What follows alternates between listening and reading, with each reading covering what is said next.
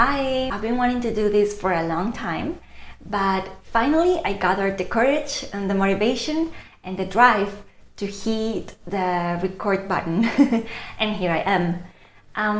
This is supposed to be just a space to talk about basically anything that I want to talk about because I love talking, and I'm constantly analyzing things, like trying to draw comparisons between one topic and another. I love exploring spiritual practices, and I love to see how I can get spiritual or deeper understanding of reality through everyday situations, through content that I see or read, through what's happening in the world or in my life. And I really wanted to share my ideas with the world because not everyone is interested in this. Like, not everyone around me is interested in getting obsessed with topics the way I do, and it's fine. But I do want to talk about this with someone else. So I decided to start this. I don't know if, I don't even know what this is going to be, but here we go. So I was listening to a podcast that I love, and one of the hosts mentioned that there was a death that was cruel and senseless.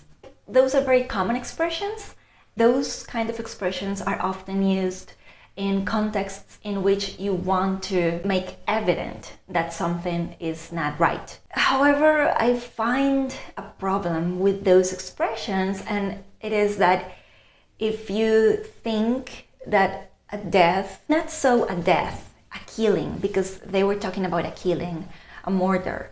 If you think the murder is senseless, that a specific act of violence is unnecessary, that has an implicit meaning that there are some killings, some murders that do make sense, and some acts of violence that are necessary. And that, to me, is problematic because I don't think that there's any violence or any killing, any murder that is justified. And I want to live up to that standard because I understand that violence is not only hitting someone or torturing someone. Violence is also what you can do with your words, with your actions in your everyday life, and to the people that you love even. And I try to be conscious of that, to do as little violent actions as possible, because I also think that yes, we are animals and aggression is an innate part of us. Aggression is different to violence, and I'm going to speak about that in a few seconds. But because we are also aggressive in nature, it's not, I don't think it's like our primary nature, but we are also aggressive in nature, so it's very possible to be violent. So I don't think it's possible to actually never be violent, but you can, I do think that you can cultivate mindset of non-violence. Here's what I have to say about the acts of aggression versus the acts of violence. Once I read that aggression is like the harm that you cause to something or someone, but it's the harm itself, right? And it happens in animals.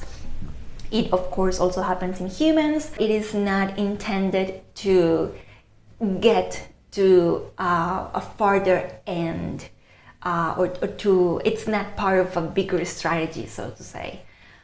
That means that when you are in a situation of abuse, for instance, or vulnerability, and you need to be aggressive to protect your life or somebody else's life, up to a certain point, that is not violence, because you're just protecting yourself, and that is a natural adaptive response, right? So if someone tries to kill you, like, it's just natural that you try to harm that person so that they can no longer harm you. And then you can run away or ask for help or whatever, right? And in some cases, those acts of self-defense can lead to a killing. And to me, that is not violence. When does aggression become violence? When you stop defending yourself, you stop protecting yourself or other people, or, getting out of the harmful situation, and then you decide to invert the power situation that was happening, or the power positions. So then you continue the aggression up to a point where it is humiliating, or is also pursuing an ulterior motive, like showing your power, like demonstrating that you're a force to be reckoned with. An accompaniment that to me is necessary for aggression to become violence is the awareness of the harm beyond protecting yourself that you are inflicting. Because some people, get into a state of shock and they would just keep going. They have no limits until they see that the other person is not responding or something like that. And in those cases, I would argue that is not violence, that is an aggressive response, that is also like part of a neurological response or even a trauma response. And the person sometimes is not responsible for that. That, of course, is way more complex than just stating it. Part of the definition of violence is that it only occurs in humans because it's aggression with a purpose, with an intention. So it's aggression to communicate something. It's aggression to control someone or a group of people. It always has an ulterior motive, which is different to aggression, which is like defense, protection, or a very instinctive reaction, as happens in animals. With that being said, while aggression is justified in many cases and it is adaptive in many cases, I don't think that violence is. I think that violence leads to more violence and to emotions and social dynamics that we actually don't desire. It leads to the desire for revenge, to resentment. It furthers the gap between two people, two social groups.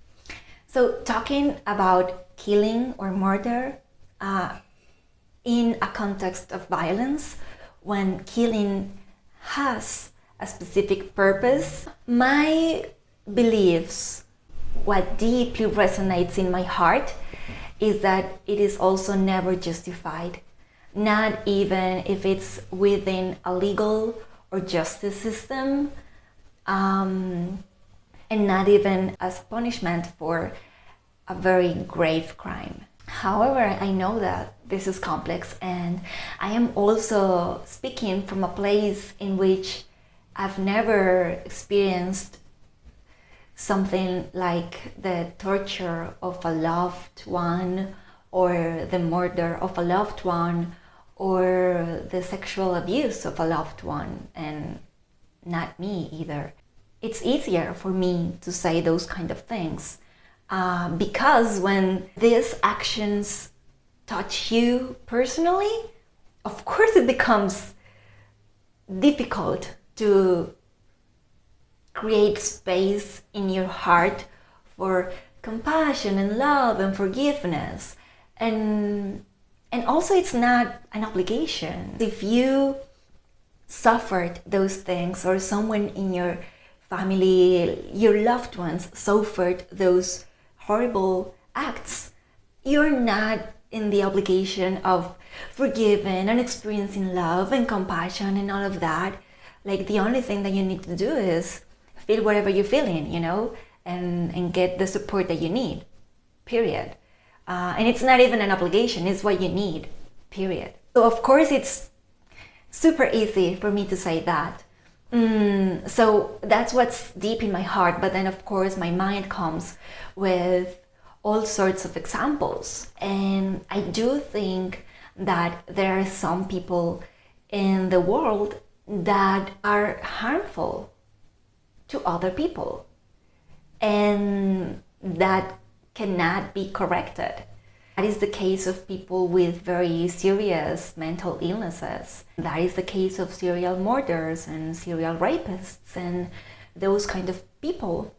And that is conflicting, because to me, if those people are not capable of not harming other people, then of course they need to be put away. Locking someone in jail for the rest of their lives, or mental hospital for the rest of their lives, that is a sort of death. Then I ask myself, if I think that it is necessary to put someone away, that definitely, that is a form of torture as well. Isn't it better to just take their lives so they are no longer harm to society, but we are not torturing them either?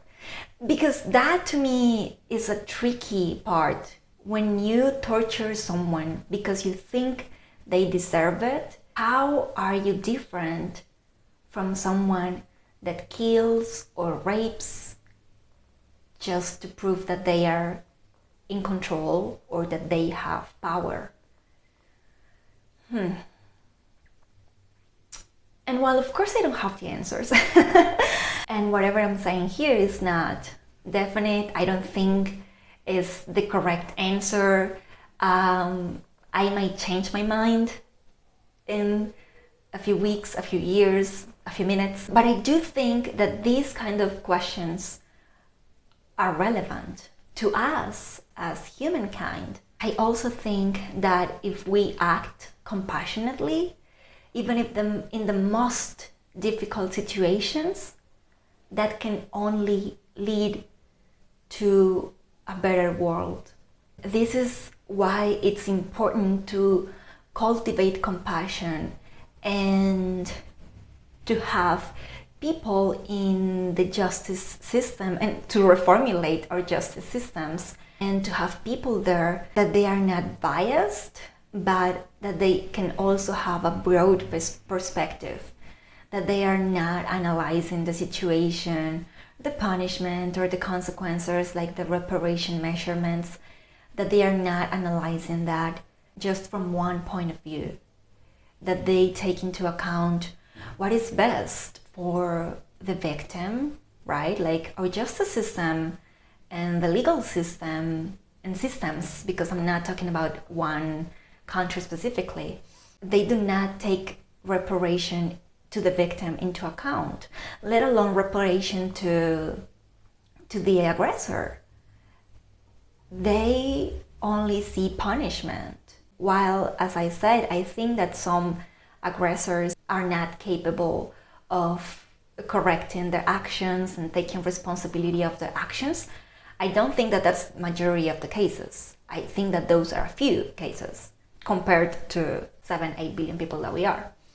I do think that most people have the potential and the capability of changing, of understanding that they are good people, that they can do good actions, and that they don't have to resort to violence to live and to resolve their needs. So we need to think about strategies that can help those people also reparate themselves, so that when they come out of whatever program we put them into, they can actually be of service to society and not continue a cycle of violence. That is what happens now.